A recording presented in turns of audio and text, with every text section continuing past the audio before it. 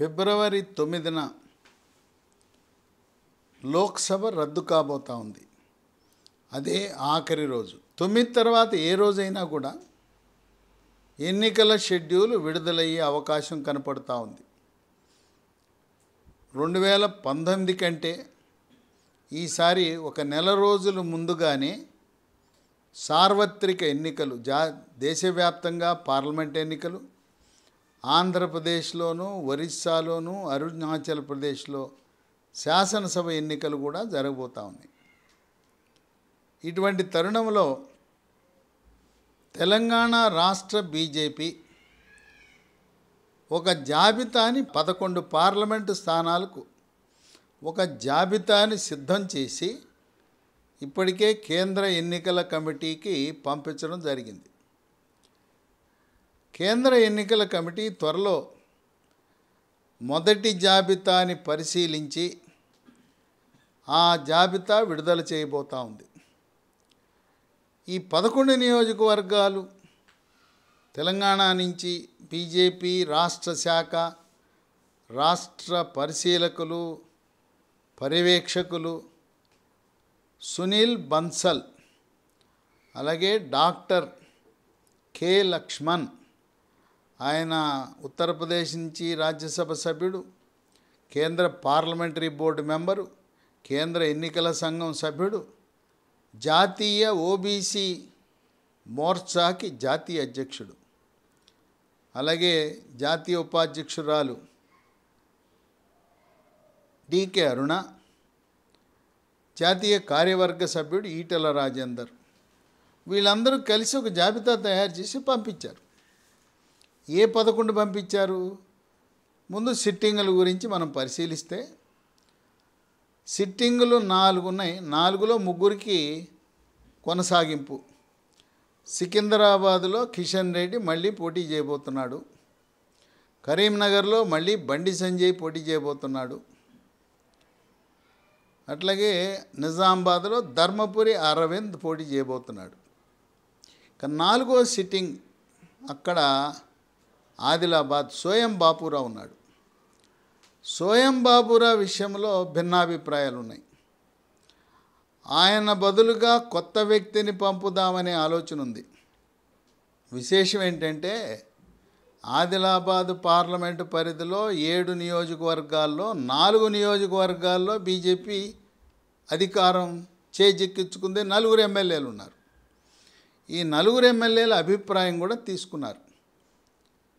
ఆదిలాబాద్ నియోజకవర్గ శాసనసభ్యుడు పాయల్ శంకర్,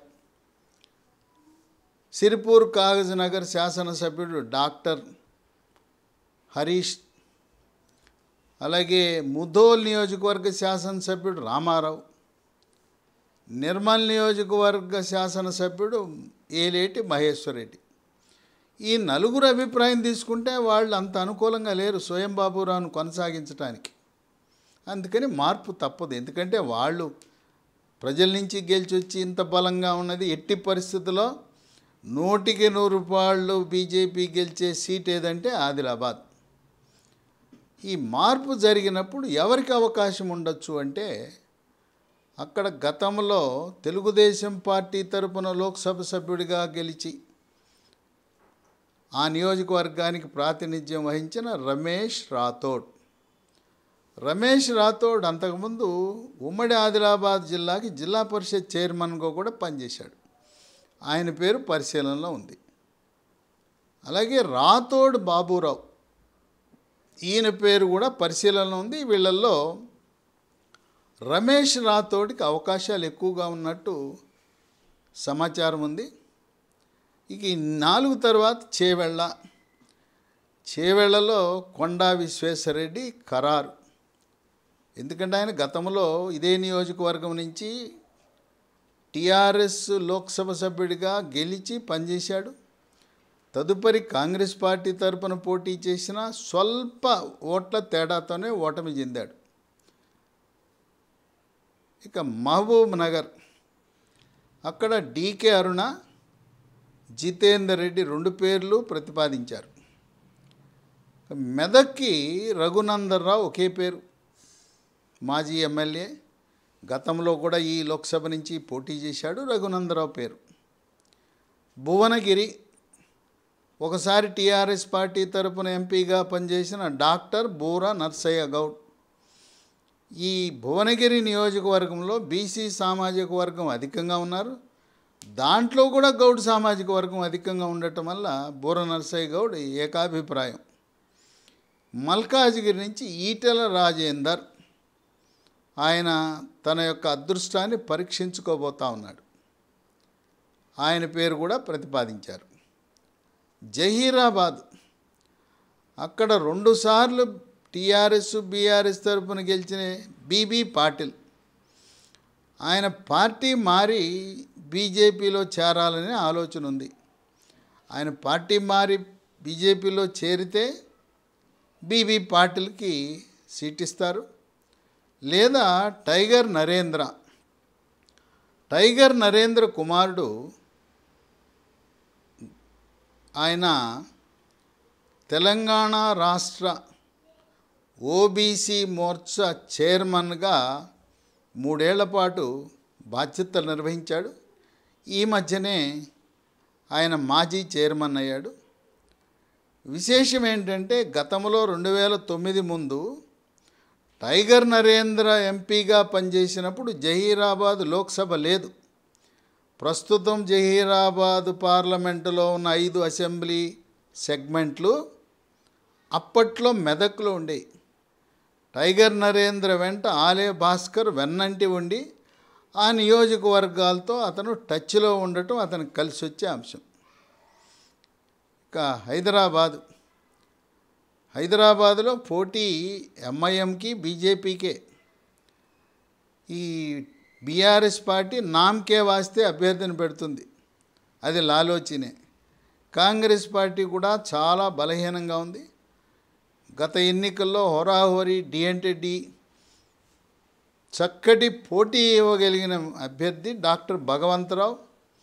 ఈయన భాగ్యనగర్ గణేష్ ఉత్సవ సమితి ప్రధాన కార్యదర్శి, సీనియర్ ఆయుర్వేద వైద్య నిపుణుడు. ఈ 11 నియోజకవర్గాలకు పేర్లు ప్రతిపాదించి ఢిల్లీకి పంపించారు. ఇంకా 6 నియోజకవర్గాల్లో, ఈ 6 నియోజకవర్గాల్లో కాంగ్రెస్ నుంచి కానీ బీఆర్ఎస్ నుంచి కానీ సిట్టింగ్ ఎంపీలు కానీ ముఖ్య నాయకులు ఎవరైనా బలంగా ఉండి గెలుపు గుర్రాలు ఇతర పార్టీల నుంచి వస్తే వాళ్లను చేర్చుకుందామనే ఆలోచనలో భారతీయ జనతా పార్టీ తెలంగాణ రాష్ట్ర శాఖ ఆలోచిస్తూ ఉంది. ఒకటి ఖమ్మంలో కూడా కాంగ్రెస్ నుంచి కానీ బీఆర్ఎస్ నుంచి ఎవరైనా చేరతారా అని ఆలోచన ఉంది. 2 నల్గొండలో కొత్త నాయకులు ఎవరూ లేకపోతే భువనగిరి అసెంబ్లీకి పోటీ చేసి ఓడిపోయిన గూడూరు నారాయణ రెడ్డి, ఆయన చలనచిత్ర రంగంలో కూడా ప్రవేశం ఉంది, ఆయన సినీ నిర్మాత కూడా. ఇక 3 మహబూబాబాద్ నుంచి కూడా గిరిజన నాయకుడు, బలమైన నాయకుడు ఎవరైనా ఇతర పార్టీల నుంచి వస్తే వారికి ఇవ్వాలని ఆలోచనలో ఉన్నారు. ఇక 4 వరంగల్లో బీఆర్ఎస్ సిట్టింగ్ ఎమ్మెల్యే గుండా పసునూరి దయాకర్కి బీఆర్ఎస్ పార్టీ సీటు తిరస్కరించి అక్కడుండే ఓడిపోయిన ఆరూరి రమేష్కి ఇవ్వాలని ఆలోచనలో ఉన్నారు. ఆరూరి రమేష్కి సీట్ ఇస్తే పసునూరి దయాకర్ పార్టీ మారి బీజేపీ తరపున సిట్టింగ్ ఎమ్మెల్యేగా ఉన్న దయాకర్ పోటీ చేసే అవకాశం ఉంది. ఇక పెద్దపల్లిలో సిట్టింగ్ బీఆర్ఎస్ ఎంపీ వెంకటేష్ నేత, ఆయనకు కూడా బీఆర్ఎస్ పార్టీ సీటు తిరస్కరించే అవకాశం ఉంది. అక్కడ బాల్కా సుమన్ని రంగంలో దింపాలన్నారు లోక్సభ అభ్యర్థిగా. వెంకటేష్ నేతకి బీఆర్ఎస్ పార్టీ టికెట్ ఇవ్వకపోతే బీజేపీలో వెంకటేష్ నేతను చేర్చుకుని పెద్దపల్లి నుంచి పోటీకి దింపాలనే ఆలోచనలో బీజేపీ రాష్ట్ర శాఖ ఆలోచిస్తూ ఉంది. ఇక నాగర్ కర్నూలు నుంచి, అక్కడ ప్రస్తుత సిట్టింగ్ రాములకి సీటు తిరస్కరించి గువ్వల బాలరాజుకి ఇస్తున్నారు. రాములు కానీ రాములు కుమారుడు కానీ బీజేపీలో చేరి బీజేపీ తరపున నాగర్ కర్నూలు నుంచి కమలం గుర్తుపై పోటీ చేయాలని ఆలోచనలో ఉన్నారు. కనుక ఈ 6 నియోజకవర్గాల్లో నాయకులు ఇతర పార్టీల నుంచి చేరతారా అనే ఆలోచనలో రాష్ట్ర శాఖ ఉన్నది. ఏదైనా మొత్తం ఆపే కంటే మొదటి జాబితా విడుదల చేస్తే అభ్యర్థులు నియోజకవర్గాల్లో ప్రచారం చేసుకోవడానికి వెసులుబాటు ఉంటుందని నిర్ణయం తీసుకుంటా ఉంది. అయితే మోదీ జనవరి 22న రామాలయము ప్రాణ ప్రతిష్టతో ఒక్కసారిగా తెలంగాణ రాష్ట్రంలో బీజేపీ గ్రాఫ్ ఆకాశం అంత ఎత్తుకు వెళ్ళిపోయింది. ఇక కారు పరిస్థితి, బీఆర్ఎస్ పరిస్థితి దయనీయంగా ఉంది. కారు టైర్లు పంక్చర్ అయిపోయినాయి, కారు ఇంజిన్ పనిచేయటంలా, కారు షెడ్కి వెళ్ళింది.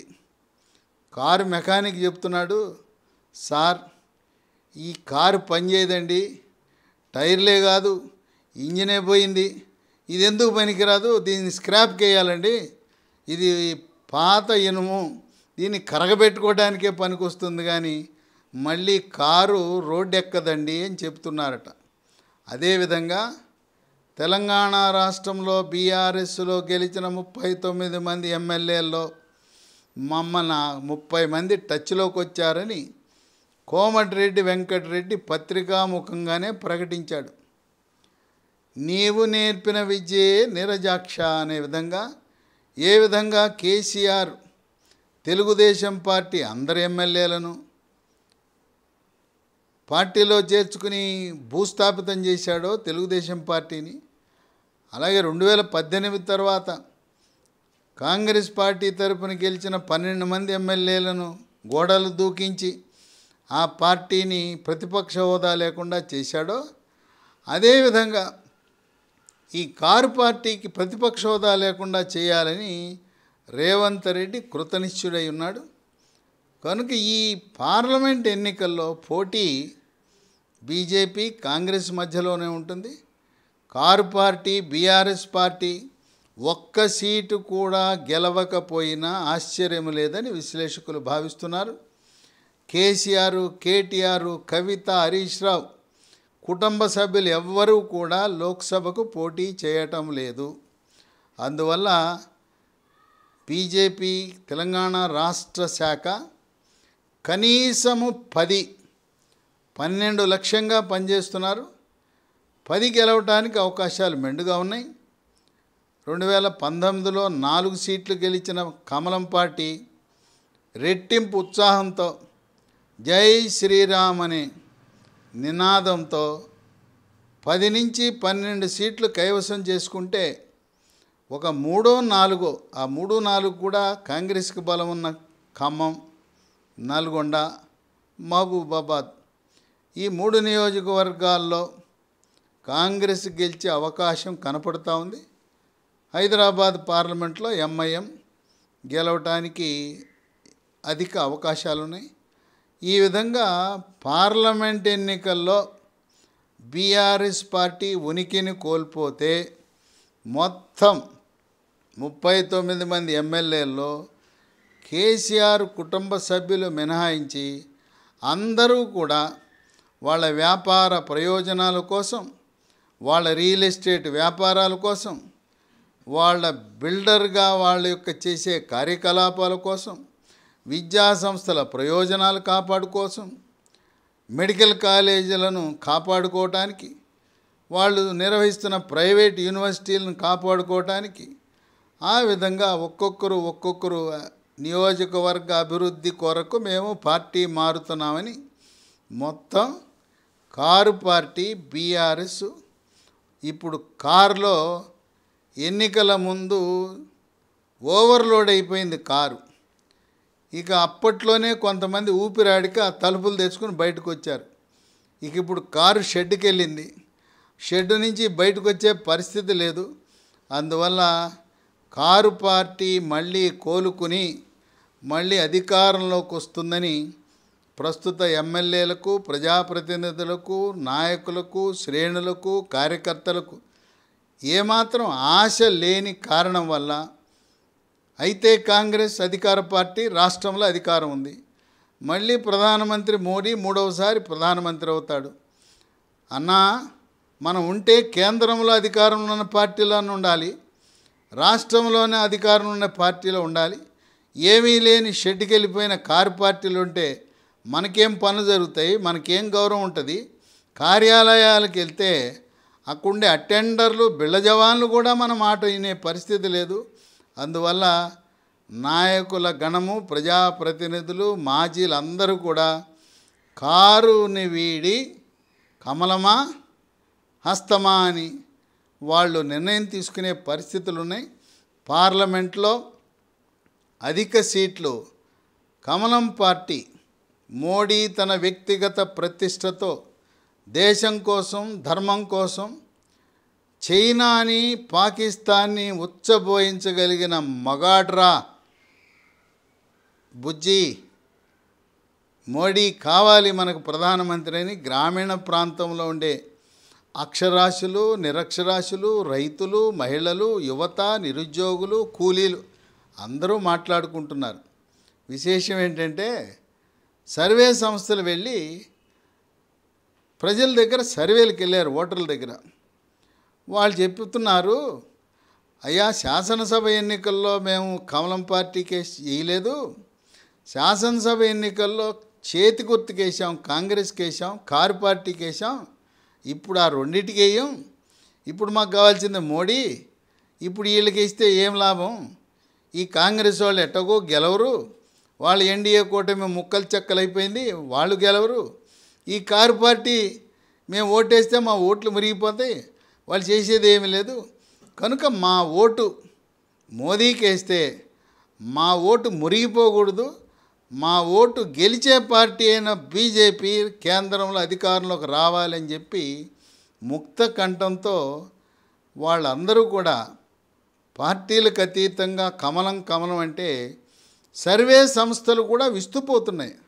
ఓ అవురా, అలాగా అందరూ. అది కారణం ఏంటంటే 500 సంవత్సరాల పాటు శ్రీరాముడు, బాలరాముడు ఒక టెంట్లో ఉన్నాడు. ఆ టెంట్లో ఉన్న బాలరాముణ్ణి శాశ్వత గృహ సౌకర్యము కల్పించి గుడి కట్టించి గుడిలోకి రప్పించిన మహనీయుడు. నభూతో నభవిష్యత్ అనే విధంగా ప్రధాని మోడీ అని చెప్పి దేశ ప్రజలు, ఓటర్లందరూ ముక్త కంఠంతో మోదీ కావాలి, మోదీ రావాలి, మోదీ బతికున్నంతకాలం ఆయనే ప్రధానమంత్రిగా కొనసాగితే మన దేశం, మన పరిస్థితులు అమెరికా కంటే మెరుగుపడతాయి. ప్రపంచ దేశాలను శాసించే దేశంగా, అఖండ భారత్గా, ఏక్ భారత్ అనే విధంగా మనం ముందుకు వెళ్తామని దేశ ప్రజలు, చదువుకున్నవారు, చదువు రాని వాళ్ళందరూ కూడా, తెలంగాణ రాష్ట్రమే కాకుండా దేశ ప్రజలందరూ మోడీ యొక్క ఆయన పనితీరుకి మంత్రముగ్ధులవుతున్నారని విశ్లేషకులు భావిస్తున్నారు.